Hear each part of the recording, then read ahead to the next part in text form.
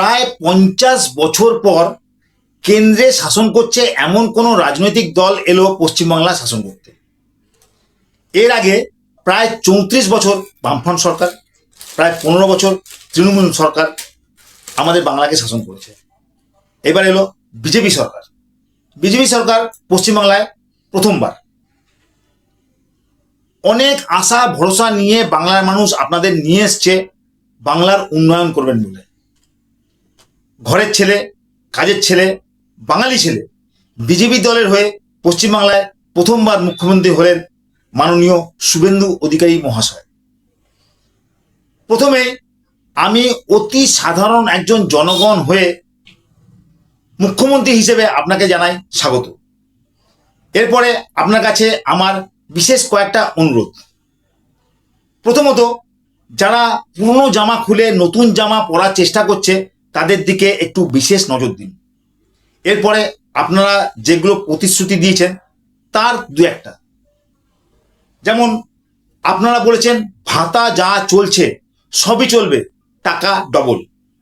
আমার মনে হয় কোনো শাসক দলের কাছে একটা ভাতা চালু করে দেওয়া, ভাতার টাকা বাড়িয়ে দেওয়া এমন কিছু ব্যাপার না। ভাতাটাকেই কিন্তু আপনারা উন্নয়নের পাঁচালি করে বসবেন না।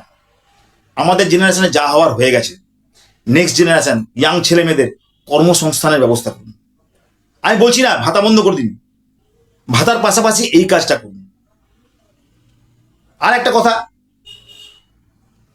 আমি অতি সাধারণ জনগণ, কোনোদিনও কোনো রাজনৈতিক দলের ছত্রছায়া ছিলাম না, আজও নেই। আমি একজন ফ্যামিলি ম্যান, পরিবার নিয়ে থাকতেই ভালোবাসি।